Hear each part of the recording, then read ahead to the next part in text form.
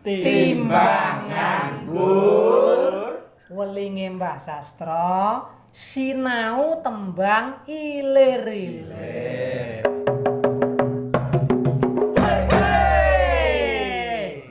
Nembang cek, nembang. Yo, bocah-bocah, ding.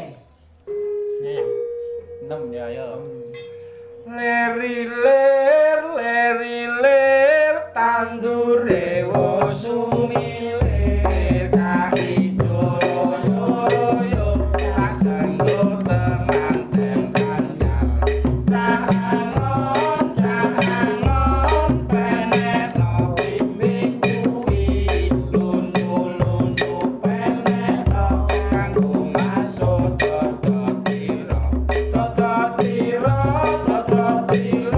kumitir badaing pinggir tomono cuma tono kanggo sedo mengko sore pun padang rembulane pun sembar kalangane yo surah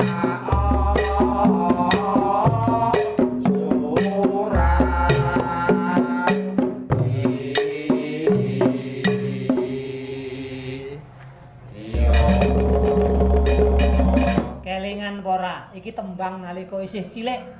Nggih, Dodolanan ning latar wancine padang bulan. Kelingan to? Kelingan. Jaman dereng enen napa listrik. Listrik. Ah niki durung lahir berarti. Wah, urung lahir. Niki aja. Iki bocah ngek ngisor. Sore, durung ngerti apa-apa. Ketoke gede ning Cilik. Ketoke gede ning wah. Kopok. Iki senadyan to mung sak tembang ilir-ilir. nggih. Ning iki ternyata ana piwulange, ana falsafahe, ana surasane. Mergo iki tembang yasane para wali. Mligine Kanjeng Sunan Kalijaga. Malah lagi ngerti ya. Ora tau sinau. Oh, lah sampean yo ora tau nyinau kok. Lah aku anggere diulang mung turu wae. Bocah murid paling beler sih. Ngantuk. Ning ayo dadi sinau bareng-bareng. Monggo. Iya. Saka tembunge mau. Ilir-ilir tandure wus sumilir. Ilir. Kuwi saka tembung nglilir. Nglilir tegese tangi saka anggone turu.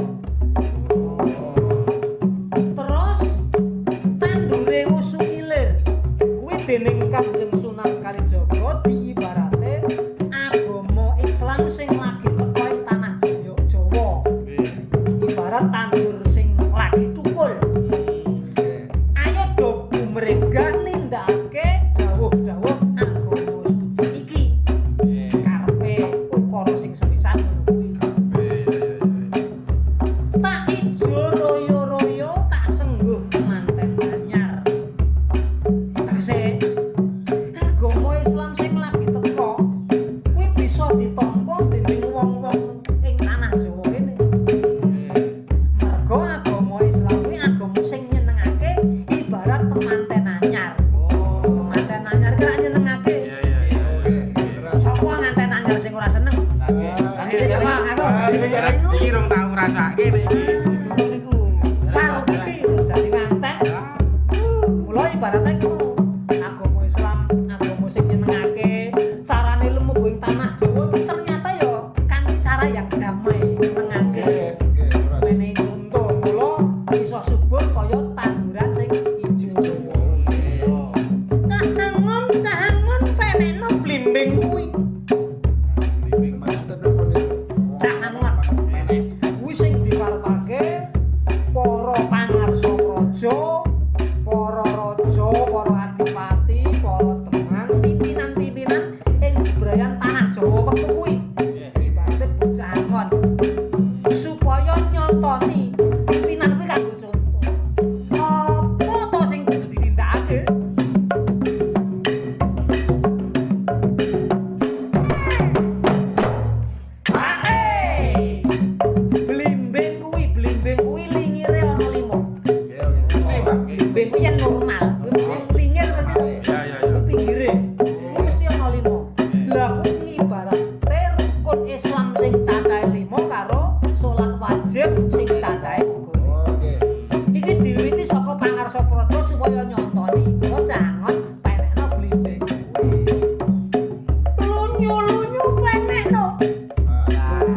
kon menek terus pripun lorot Geblak nih. Biasane seneng sing do lunyu.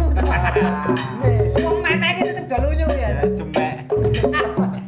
Jumek kok yo. Terus amine. Tegese ngene. Lunyu-lunyu kuwi ibarate angel, kangelan. Ning kudu tetep menek. Senadyan to rada kangelan rada ngrekoso. Ning kudu tok tindakake para pangarsa praja anggone ngestake dawuhe Kanjeng Sunan mau. Tindakake dawuh-dawuh agama mau. Pancen ya wong nindakake perintah agama kuwi rekoso kok. Contone poso. Rekoso. Ning iku mergo dawuh wajib saka perintah agama. Lunyu-lunyu menek ditindakake. Apa to karepe?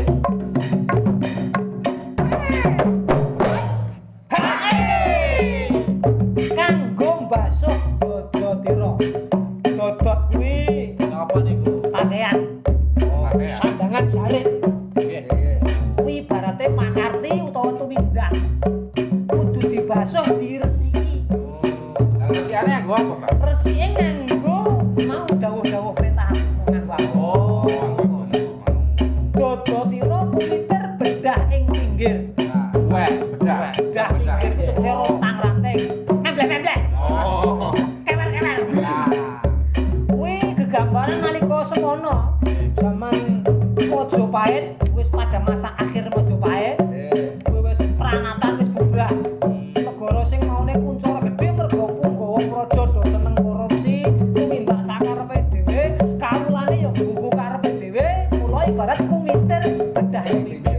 Wis rusak kabeh. Terus Dondomono julungatana. Dondomi ngerti to?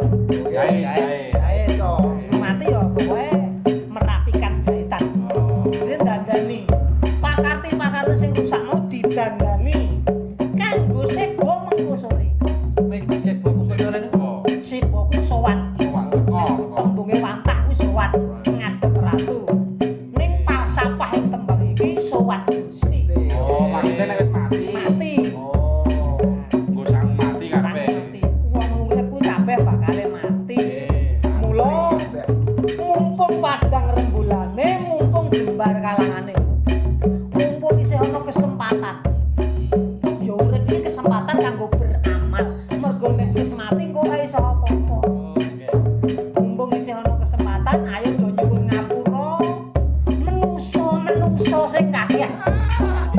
Iya menungsa. Ayo, tegese menungso ki menus kakehan dosa. Mula kudu diresaki. Mergo kanggo sapa mengko sore.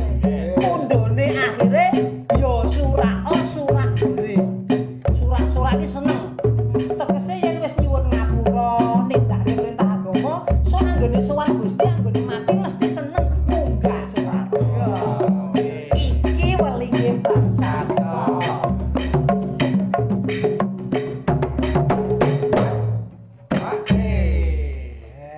Tembangke meneh. Tembangke meneh, Pak. Ayo nembang meneh. Yo tintingane kuping rada sloyo iki. Pokale kupinge rada budek. Ah. Semene. Ya. Ngene lho. Ora. Leri ler tandure wo sumilir tak iso royo sasenggo temanten anyar. Tangon nenek kopi mingguwi lunyu penek no kanggo masuk tototiro kumiter badai pinggir totomono cuma tono kanggo sepo mengko sore untung kang rembulane untung jembar kalangane yo